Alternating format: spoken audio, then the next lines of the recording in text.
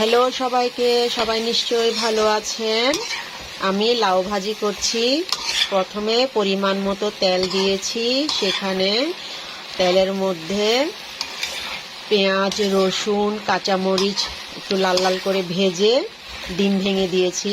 ডিমটা ভাজা হওয়ার পর আমি এখানে লাউ, গাজর, তারপরে আলু কিউব করে কাটা, লাউটা বেশি দিয়েছি, গাজর আর আলুটা কম, তারপর টমেটো, বড় টমেটো একটি, তারপরে ক্যাপসিকাম একটি দিয়ে এটা একটু ভাজা ভাজা করে নিচ্ছি। একটু করে হলুদ দিয়েছি রংটা যাতে সুন্দর হয়, আর হচ্ছে পরিমাণ মতো লবণ টবণ দিয়ে আমি লাউটা ভাজা করছি। তো আমার ভাজি প্রায় হয়ে আসছে। পাশাপাশি আমি এখানে বুটের ডাল হালকা আঁচে ভেজে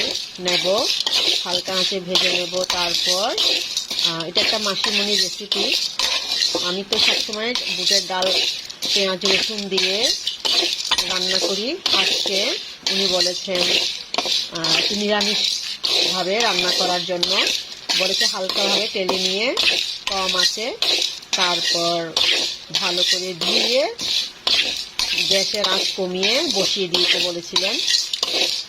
তারপরে ডাল যখন একটু বলক দিয়ে উঠবে, ওখানে একটু আদা বাটা, তারপর পরিমাণ মতো হলুদ, লবণ দিয়ে, তেজপাতা দিয়ে, পাঁচফোড়ন দিয়ে তেলে দিতে বলেছিলেন। আমি আজকে তাই রান্না করব, পেঁয়াজ রসুন দেব না, শুধু আদা দিয়ে রান্না করব। ঘ্রাণ আস্তে আস্তে উঠছে বুটের ডালে। আমার যেহেতু বলেছে উনি হালকা করে ভাজা ভাজা করে নিতে, এখানে ভাজা হয়ে গেছে।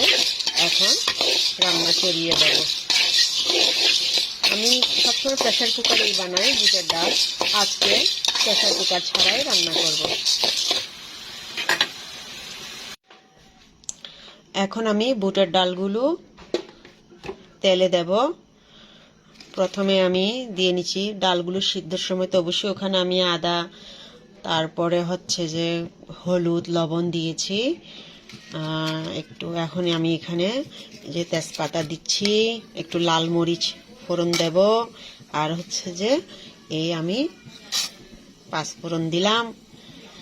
ওখানে একটু মরিটা বেশি আছে, আর জিরে, গোটা জিরে। সুঘ্রাণ, আসলে বেশ সুঘ্রাণ লাগে। নিরামিষ তরকারির মজাই আলাদা। আমিষ তরকারি তো আমরা সবসময় খাই, এটা একটা মাসিমণির রেসিপি। বুটের ডালগুলো এখন ঢেলে দেব। এই যে হচ্ছে ডালগুলো ঢেলে দিলাম। রেসিপিটা সিম্পল বাট অনেক স্বাদের এবং সুগন্ধি, বেশ বেরোচ্ছে সুগন্ধি, সুঘ্রাণ পাচ্ছি। এই যে পাঁচফোড়নের ঝাঁঝালো ঘ্রাণটা খুব ভালো লাগছে। এখন আমি একটু করে, বেশি না, জাস্ট একটু করে, এই যে একটু গরম মশলা, শাহি গরম মশলাটা দেব। দমে 5 মিনিট রেখে নামিয়ে নেব। আজকের আয়োজন এই পর্যন্ত। সবাই ভালো থাকুন, সুস্থ থাকুন, অবিরাম শুভ কামনা। আমার এই সবজি ভাজিটাও হয়ে গেছে। তারপরে ডাল একটু কম আছে 5 মিনিট দমে রেখে নামিয়ে নেব। একটু করে অবশ্যই আমি ঘি দেব নামানোর আগে। সবাই ভালো থাকুন, সুস্থ থাকুন। আবারও বলছি অবিরাম শুভ কামনা। সবাই যত্ন নিন নিজেদের।